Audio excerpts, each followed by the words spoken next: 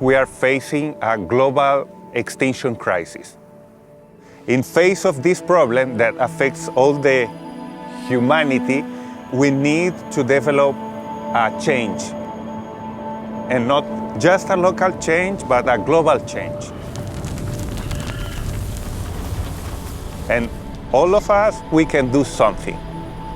We are arriving at Patagonia National Park. We've come here to learn about the work of the Tompkins Conservation, dedicated to conserve, rewild, and sustain biodiversity in the face of climate change. Patagonia has a nimbus of freedom and wild land, but upon closer look, almost all land is fenced in for extensive livestock ranching. Here, this dates back to about 100 years ago, when the Rio Baker Company colonized the land for sheep and cattle farming, which became the main source of income for the first generations of settlers. But ranching comes at a cost. Land degradation, habitat destruction, and hunting makes wild animals become endangered species. One of the biggest sheep and cattle ranches here in the Aysén region of Chilean Patagonia was the 30,000-head Estancia Chacabuco in the Chacabuco Valley, until Christine and Doug Tompkins bought the eroded land in 2004 with the goal to create a national park. I'm Cristian Saucedo, the wildlife manager and rewilding director of Tompkins Conservation in Chile. We are today here at Patagonia National Park. As Tompkins Conservation, we arrived here in 2004, many years ago, to rewild this land. This land was a sheep ranching farm. There were thousands of sheep, fences, and there were no good relationship of that activity with the surrounding, with the predators, with the grassland. Our proposal was to donate, to rewild this land, to promote the natural regeneration of the land, of the grass, of the forest, to remove the livestock, the fences, and make that the species recover the space and the land that they lost over time. The team here focuses on the rewilding of 3 key species: Huimul, Nandu, and Puma. For each of these species, there are specialists in the field, and we're going to visit them and learn about the animals and their work. We are following coordinates deep into the national park in order to meet Daniel, a former gaucho that now works as a ranger here. Daniel lives and works here in the remote southern part of the park and monitors the population of the endangered Huimulders. Yo me llamo Daniel Velázquez, trabajo del 2006 aquí en Parque Patagonia. Y bueno, llegué trabajando con los huemules. Antes que este parque trabajé aquí en la estancia cuando era ganadera, cuidaba ovejas, porque en ese tiempo habían 21.000 ovejas. Había muchas ovejas. El tipo de vegetación sotobosque no había, pues ya no quedaba, porque como aquí esta zona era de vaca. Daniel takes us into the forest to a place where he saw a baby huimul with his mother this morning.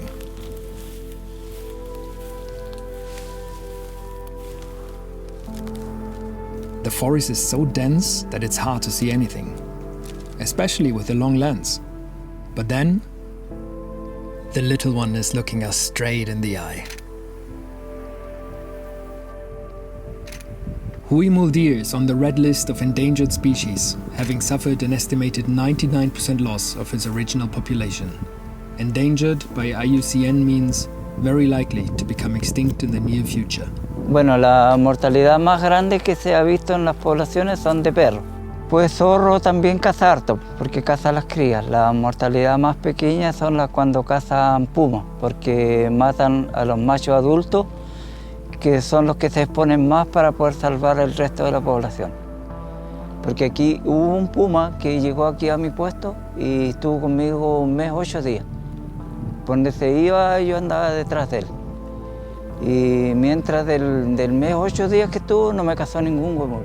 Cuando trabajamos en Tamango, todo el tiempo, bueno, la mayor parte de las crías las cazaba la gente. Y también cazaban machos por el trofeo, y entonces marcábamos uno y duraba 1 semana, 2, ya se perdía el animal. Colgaban el collar arriba de un árbol y se llevaban la cabeza del huemul. We're now trying to find a male huimul with the telemetry. Number 96. because the Huimulders is coming this direction and we're coming this direction. So.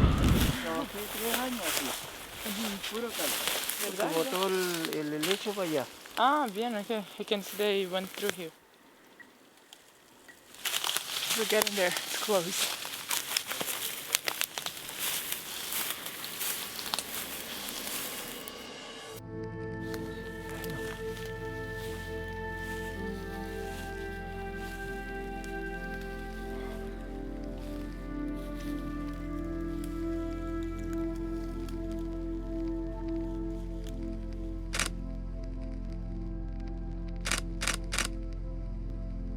And just when we had left Daniel with great advice how to approach Huimul should we ever see one again, we experience our most magical encounter. There's two Huimulders. It's there and there.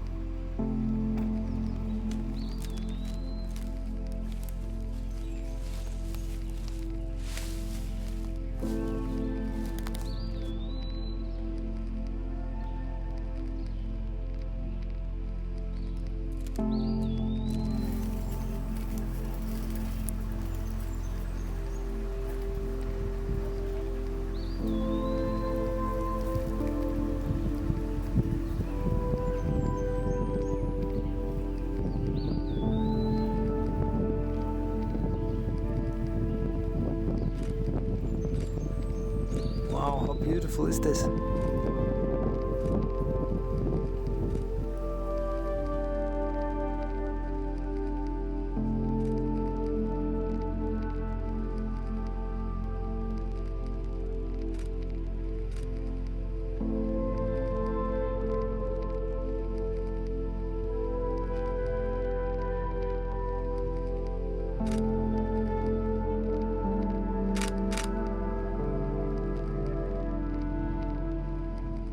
After these incredible Huimul sightings, we head north towards the Chacabuco River. On the other side of the river, without car access, lives another gaucho and ranger who is in charge of monitoring the northern area of the park. We're told the riverbed is too soft and rocky to cross by 4x4, so we leave Frida behind, cross the river on foot, and are greeted by his horses. So today we're meeting one of the gauchos working here in the park. His name is Christian, and his job is mainly to install and collect trap cameras. Right, darling? That's what we're doing. Bueno, lo que hacemos es día a día dentro del turno, es monitoreo, mover trampas cámaras. El objetivo es marcar, mover trampas cámaras de un sector a otro para poder ver dónde hay más y dónde, en qué lugar están ubicados.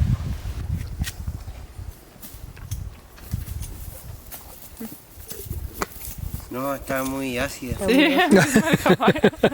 Me llamo Cristian Rivera y trabajo en conservación patagónica en el área de vida silvestre, con huemules, trampas cámaras y avistamiento de todos los animales de flora y fauna. It's a several hour-long ride, on and off old, steep and exposed trails to the first camera.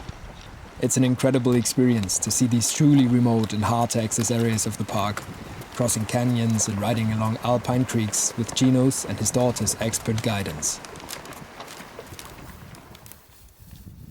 These trap cameras are important to understand wildlife movement and population size, but also to detect incoming livestock. We use camera trapping, we use radio telemetry in some individuals with radio collars, and over time we are able to monitor how the population is doing and to elaborate maps of distribution inside the park and new areas where huemules start to appear. A few kilometers down the river lives Acilio Sepulveda. Don Acilio, as everyone calls him, used to be a highly regarded leonero, a puma hunter. He was paid bounty for every dead puma before the Estancia Chacabuco became protected land. Yo me llamo Acilio Sepúlveda y trabajo acá en la conservación, en el parque. Y quería contarle algo de mi historia. Cuidaba ovejas, siempre cuidé ovejas y protegiendo la oveja y corriendo fumo. Yo me crié con mi papá. Mi papá igual hacía el mismo trabajo, cuidaba ovejas y corría puma. Él me enseñó sí, a rastreo de puma y enseñar perros. We have the honor to scout for puma with Don Arcilio. In 2004, Christine and Doug Tompkins bought the eroded farmland with the goal to rewild and protect the land that is now Patagonia National Park. With his knowledge about every valley and mountain in the area, Don Arcilio was asked if he would continue working in the valley. Not to kill puma anymore, but to protect them, to track them, and to help the team learn about them.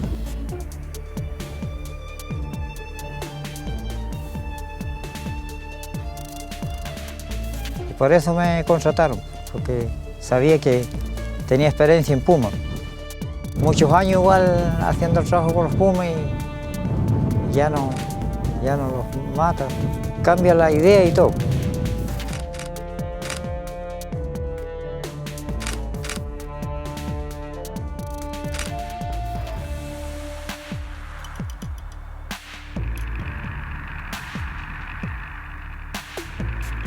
Me costó el cambio, porque bueno, al pensar que hice el mismo trabajo tipo con puma, pero ya no era lo mismo correr los pumas o cazarlos, ya era diferente. Después nosotros empezamos a colocar collares a los pumas. Es un trabajo de casi de todos los días. Hacer el seguimiento de los pumas para saber en qué sectores andan. Igual he aprendido mucho yo con los pumas igual, porque antes no me interesaba a mí de saber algo de puma, no, lo que me interesaba era de cazar, ¿no? Igual aprendí mucho igual con los pumas.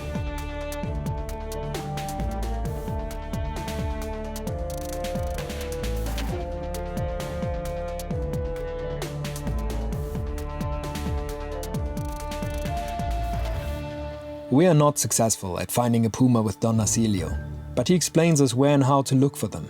So for the next 2 weeks, we're out every evening to spot the elusive and perfectly camouflaged nocturnal hunters. Sometimes with the help of wonderful park ranger Rodi, sometimes on our own, but we're never lucky. Until one evening on our daily puma scouting mission, we see guanacos running away. We quickly grab the long lens and finally see a wild puma with our own eyes. I got a bit emotional. I finally missed my cat now. It just feels so beautiful. After tiger, lion and jaguar, puma are the fourth largest cat species. Also called mountain lion, cougar, panther or leon, their range spans from northern Canada to the southern Andes. Puma live largely solitary and nocturnal, hunting in twilight when they are almost perfectly camouflaged and ambush their prey. Here, mostly guanacos and rabbits. Come, little cat.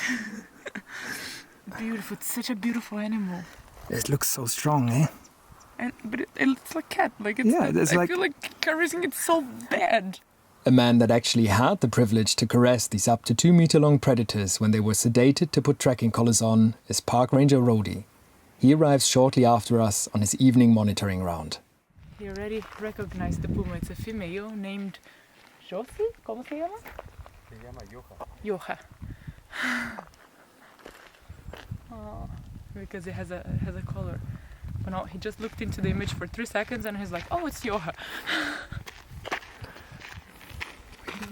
Rodi, estamos tan contentos.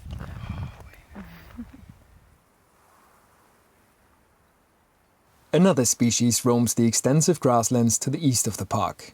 This large, flightless bird is a Nandu, a Darwin's rhea. At around 25 kilograms, these are considerably smaller than the African ostriches, but reach impressive speeds of around 60 kilometers an hour.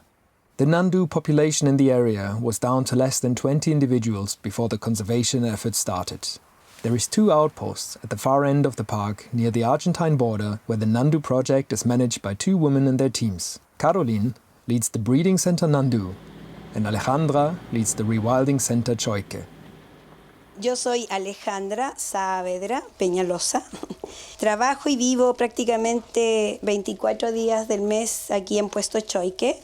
My name is Caroline van Kilsdonk. I'm veterinarian. I'm working in charge of the reproduction center of Nandus. We have some adults, females and males, and we are breeding them taking care of the little ones that are called charos in Spanish. Y a los 5 meses aproximadamente ya hay una autonomía de parte de los chicos y el padre también se aleja bastante de ellos y es la etapa en que los separamos. Y una vez que se separan, se trasladan acá, a Puesto Choique. Aquí tienen un periodo aproximadamente de 1 mes de aclimatación, aclimatarse al lugar, a ver el entorno, a ver los animales que pasan. Los vamos preparando de esa manera para que en 1 mes más, 1 mes y medio más, una vez que les abramos las puertas, ellas ya estén en un lugar más o menos conocido y de ahí en adelante ellos buscan camino.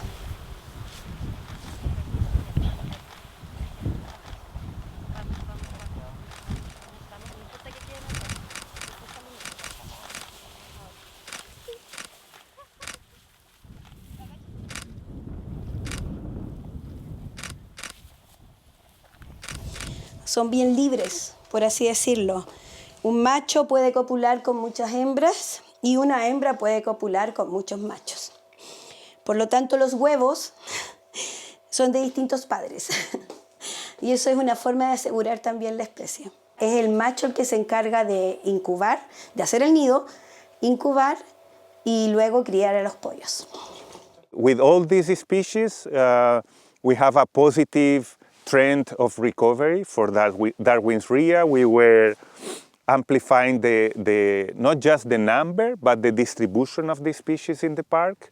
And that affects all the entire ecosystem because when there is more Nandus, there are also more guanacos, also more foxes. The population of other animals are growing. That brings us the hope that can be a possibility to live in a peaceful way with other species and not just affecting them like hunting them or killing them or using them. We are not just talking about the recovery of a single species, we are talking about the recovery of the ecosystem, but also of the human relation with nature. I expect that people's going to learn finally that they can't expect to keep going this growing mess, craziness of economic pulsation and return to the real life. And real life is land. It's not city. It doesn't mean that all should be conservationists, but if I have an economic activity, that economic activity should have some level of harmony and coexistence with nature. My dream, if I have a dream, is like that one day we could stop to protect and just share the land with the people in a good way. But I think also it's going to take time because you have to change the mind of the people. You have to change the mind of that money adoration. Nunca ha sido para uno el proyecto ni el trabajo, ni siquiera para mis hijos ni para mis nietos. Y yo sé que estamos trabajando para mucho, mucho más adelante, para muchas generaciones que vienen. El resultado final de esto no lo voy a ver. Y eso yo creo que también es bueno tenerlo claro cuando uno se embarca en este tipo de trabajo y de proyecto. Es por convicción finalmente estar acá. Y sí, yo espero que esto sirva, yo espero que esto tenga un resultado que emocione, que sensibilice a otros y si tiene buen resultado que se pueda replicar de alguna manera. Es decir, yo sé que no vamos a volver al mundo que alguna vez fue, pero sí creo que es responsabilidad de nosotros, los que estamos todavía vivos acá, de dejar algo mejor de lo que encontramos. Y creo que eso sí hay que hacerlo. Eso. The creation of national parks and the need of rewilding is necessary because we are facing a global extinction crisis. In face of this problem that affects all the humanity, we need to develop a change, and not just a local change, but a global change. And all of us, we can do something. Thank you for all your support, and we keep working.